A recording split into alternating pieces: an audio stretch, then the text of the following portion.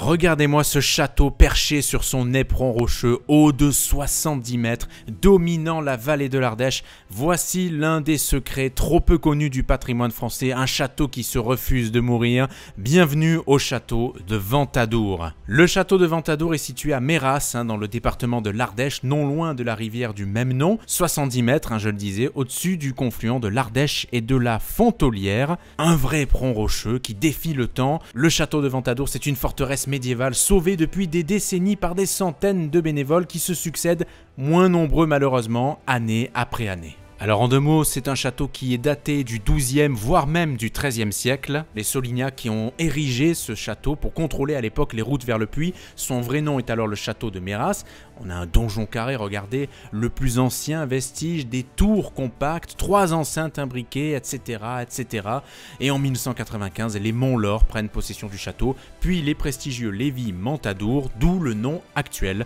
Des ducs, des pairs de France se sont succédés. Gilbert III, le proche d'Henri IV, il a même reçu les états du Vivarais, puis le château se vide et vers 1700, il est même démantelé de manière préventive après la révocation de l'édit de Nantes. Pourquoi? Parce qu'il était trop risqué de laisser une telle forteresse aux rebelles protestants. Le plus intéressant sur ce château, c'est son histoire contemporaine. En 1968, le regretté Pierre Potier, ouvrier ajusteur à l'époque, a un coup de foudre pour le château, littéralement.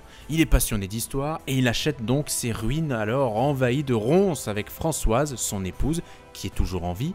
Il a le projet fou à l'époque de créer un lieu d'enseignement du Moyen-Âge, de l'architecture, des métiers de la pierre. Aujourd'hui, la vie du château est surtout due au formidable travail de l'association Rempart.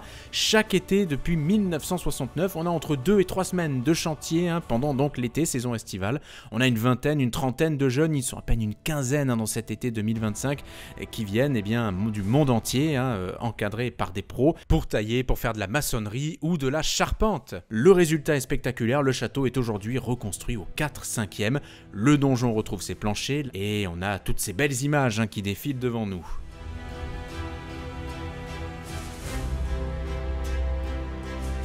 Petite anecdote d'ailleurs sur les bénévoles, jusqu'à cet été ils dormaient sur des lits de style militaire. Eh bien ils ont réussi à décrocher, moyennant donc une petite somme d'argent au rabais, et ils ont réussi à décrocher ces lits que vous voyez qui sont ceux qui se rapprochent de vrais lits on va dire. Par contre pas de climatisation, pas de chauffage, les conditions peuvent être drastiques le soir selon la période et puis selon évidemment la température et la météo extérieure. Alors au-delà des bénévoles, le plus gros problème aujourd'hui du château reste celui du financement. Le lieu ne peut pas prétendre à certaines aides puisqu'il n'est qu'inscrit, et la nuance est importante, comme monument historique et non classé, ce qui lui ouvrirait ici certains avantages.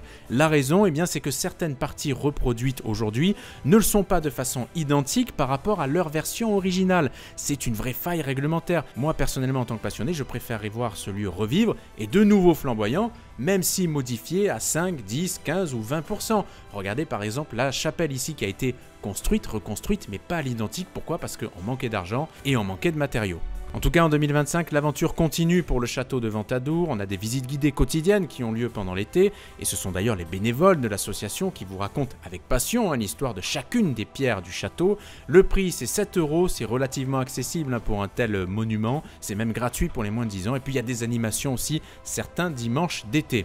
Je terminerai en passant un petit message, c'est que le château recherche toujours des moyens, mais aussi surtout des bénévoles. Aucune compétence n'est requise, juste l'envie, la passion, la motivation. Certains jeunes passés ici sont devenus, imaginez, des architectes, des monuments historiques, des compagnons du devoir. Oui, Ventadour change des vies et continue d'émerveiller touristes et passants.